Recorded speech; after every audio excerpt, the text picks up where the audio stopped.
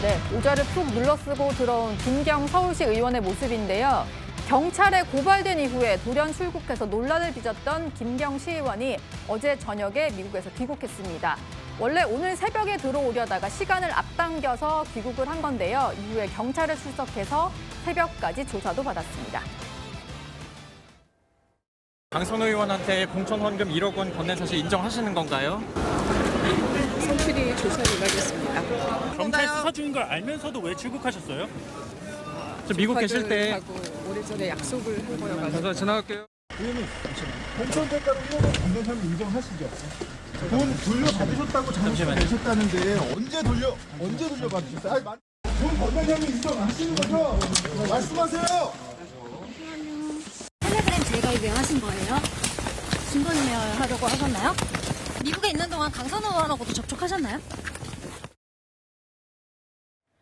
네, 어제 저녁에 귀국을 하고 또 자택 압수수색도 했고 저렇게 경찰에 출석해서 새벽까지 조사도 받았는데요.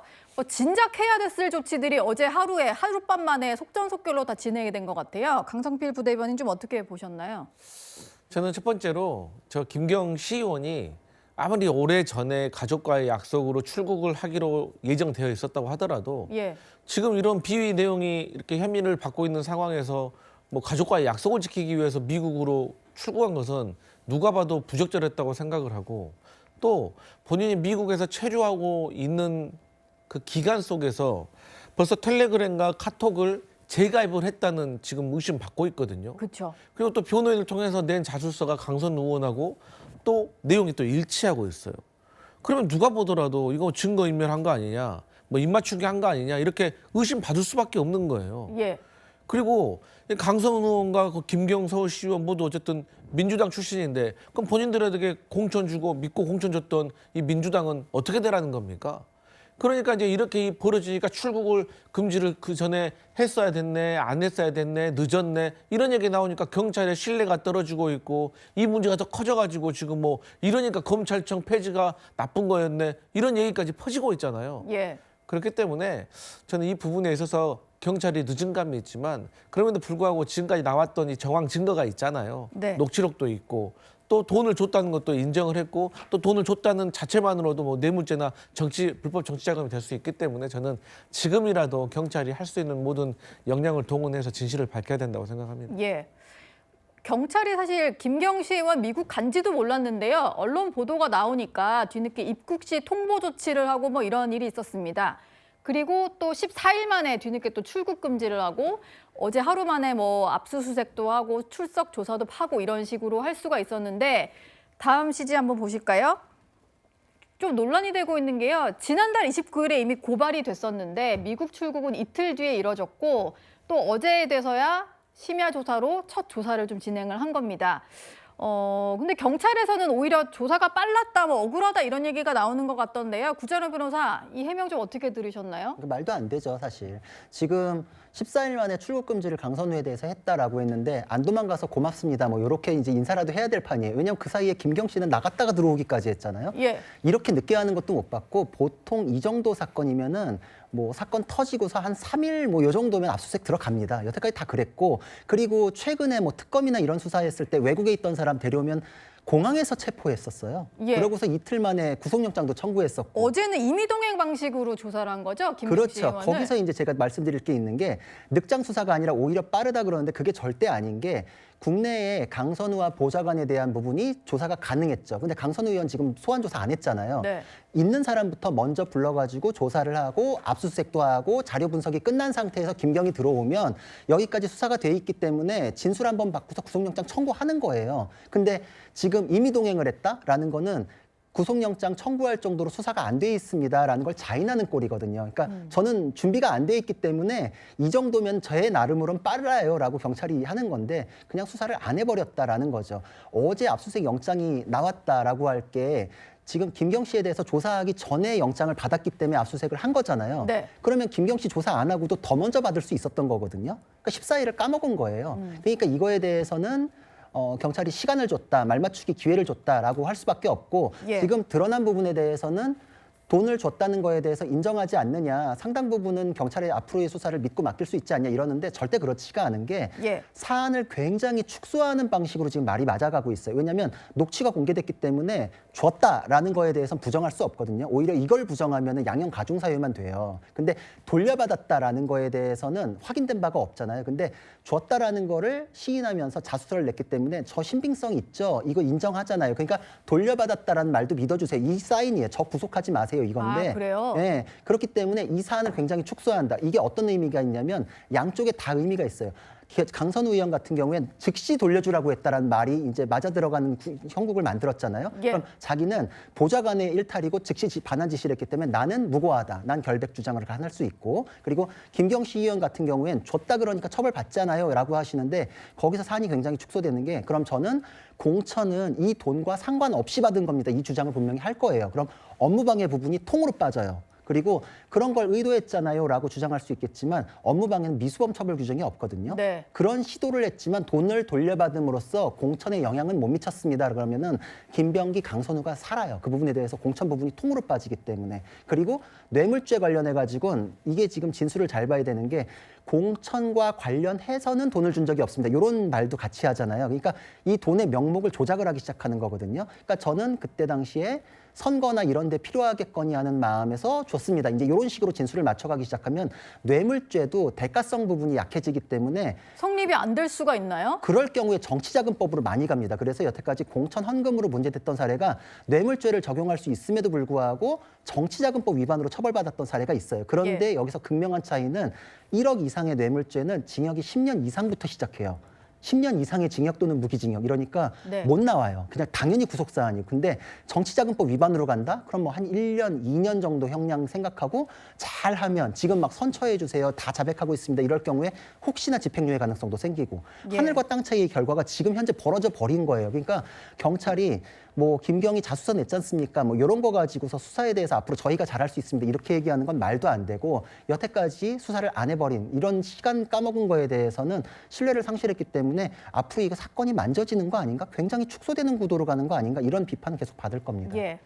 또 압수수색을 좀 뒤늦게 하다 보니까 김경식 의원이 시의회에서 사용했던 PC에 대한 뭐 확보도 뭐 어제에서야 좀 이뤄진 그런 상황인데 일단 이 논란이 또 하나가 더 있었습니다. 지난해 10월에는 그런 논란이 있었잖아요. 김경식 의원이 당비를 대납해서 특정 종교단체를 민주당에 가입시키려 했다 이런 의혹이 있었는데 그 이후에 시의회 컴퓨터를 좀 포맷을 했다 이런 의혹이 불거진 거고요.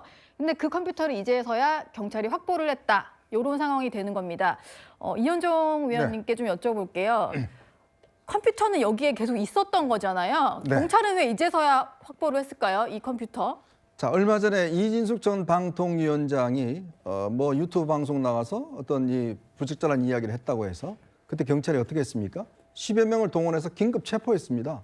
긴급은 아니고 체포를 영장 체포했죠. 받아서? 예. 그래서 수갑 채워서 경찰서 앞에서 다 보여줬지 않습니까? 결국 법원의 어떤 판단에 따라서 석방이 됐죠. 예.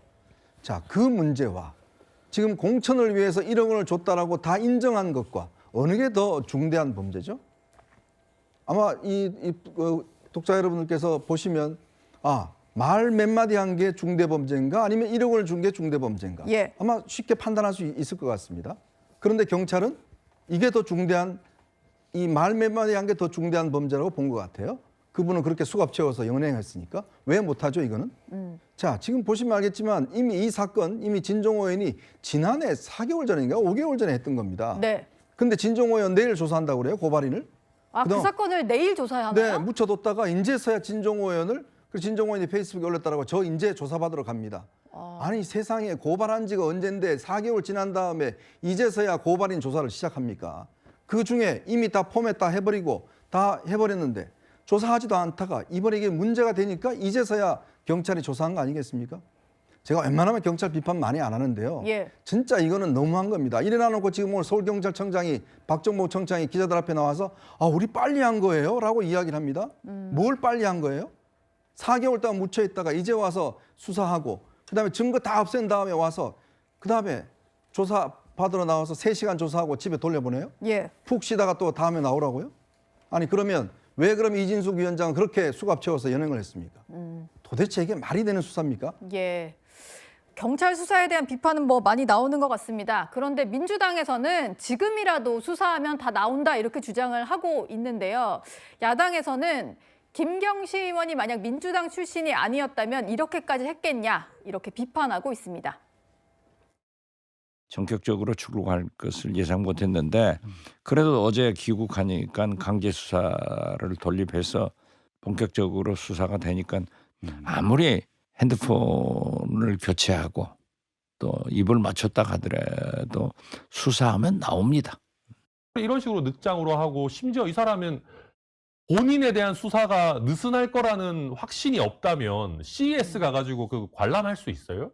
당이 바뀌었다고 생각해 보면 네. 이거는 그냥 민주당에서 절대 용납 못할 일입니다. 결국에는 살아있는 권력에 대해서 특검을 안 할 수 없는 지금 방향으로 가는 거 아니냐 그렇게 보는 거죠.